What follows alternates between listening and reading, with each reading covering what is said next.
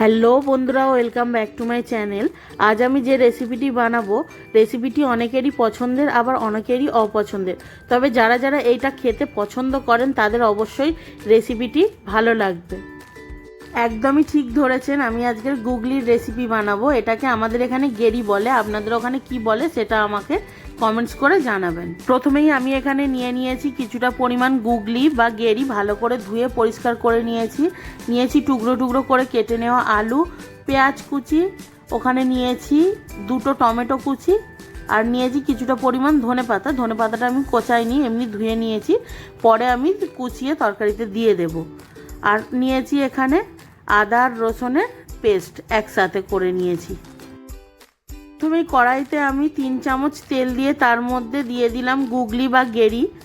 এখন আমি ওর মধ্যে দিয়ে দেব স্বাদ মতো লবণ আর সামান্য পরিমাণ হলুদ গুঁড়ো। এটাকে ভাজার জন্য জাস্ট সামান্য একটু লবণ হলুদ দিলেই চলবে, বেশি লবণ হলুদ দেওয়ার দরকার নেই।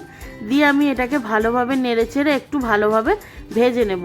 এটা না ভেজে নিলে একটু আঁচটে গন্ধ লাগে, তাই আমি ভেজে রান্না করতেই পছন্দ করি। অনেকে এটা শরীরের উপকারের জন্য ভেজে রান্না করে না, বাট ভেজে না রান্না করলে আঁচটে গন্ধ লাগে, তাই আমি এটা ভেজে রান্না করছি। সমস্ত গুগলিগুলো আমার ভাজা হয়ে গেছে, আমি তুলে নিলাম। কড়াইতে আরও কিছুটা পরিমাণ তেল দিয়ে দিয়েছি। এখন আলুগুলো একটু নাড়াচাড়া করে ভেজে নেব। আলুগুলোর মধ্যেও সামান্য হলুদ আর লবণ দিয়ে দেব।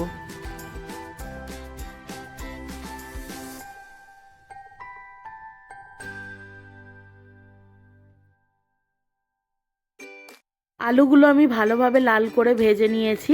এখন আমি আলুগুলো তুলে নেব। আলু ভাজার ওই তেলে আমি ফোড়ন দিয়ে দিচ্ছি গোটা গরম মশলা আর 2 টুকরো তেজপাতা দিয়ে ফোড়নটাকে একটু নাড়াচাড়া করে নিয়ে ওর মধ্যে দিয়ে দিচ্ছি কুচিয়ে রাখা পেঁয়াজ। এরপর আমি ওর সাথে টমেটো কুচিটাও অ্যাড করে দিচ্ছি।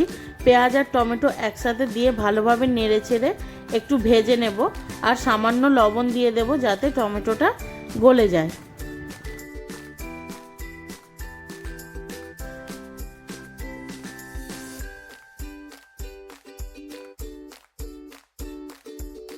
পেঁয়াজ আর টমেটোটা একটু ভাজা ভাজা হয়ে এলে ওর মধ্যে আমি দিয়ে দেবো 1 চামচ আদা আর রসুনের পেস্ট।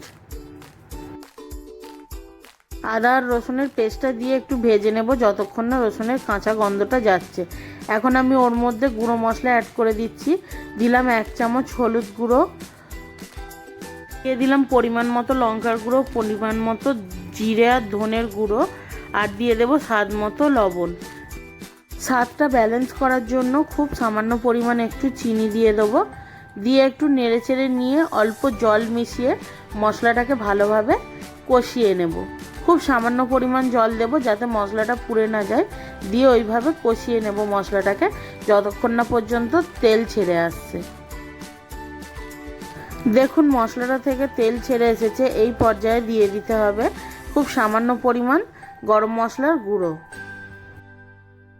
গরম মশলার গুঁড়ো দেওয়ার পর মশলাটা ভালোভাবে একটু নেড়েচেড়ে মিশিয়ে নিতে হবে।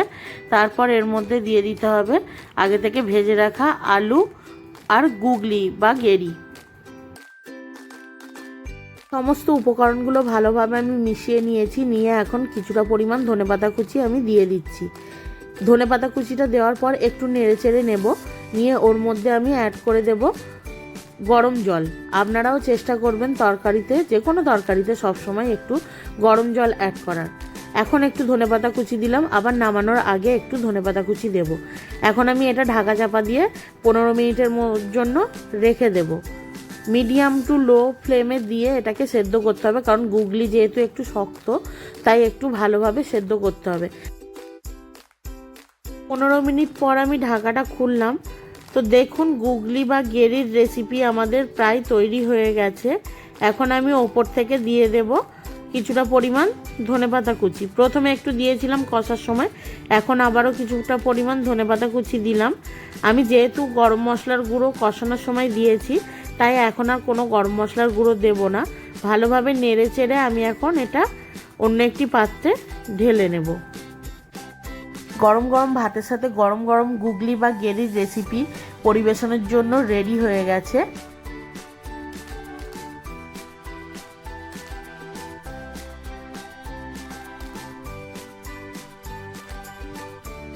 আজকের আমার এই গুগলি বা গেরি রেসিপিটি কেমন লেগেছে অবশ্যই কমেন্ট বক্সে কমেন্টস করে জানাবেন। আর যারা গুগলি বা গেরি খেতে খুব পছন্দ করেন আশা করছি তাদের রেসিপিটি খুব ভালো লাগবে। আর আমার চ্যানেলটি সাবস্ক্রাইব করে এবং একটা লাইক করে আমার পাশে থাকার অনুরোধ রইল। ধন্যবাদ। ভালো থাকবেন, সুস্থ থাকবেন এবং সাবধানে থাকবেন। আর ভালো ভালো রেসিপি বানিয়ে নিজেও খাবেন এবং অন্যদেরও খাওয়াবেন।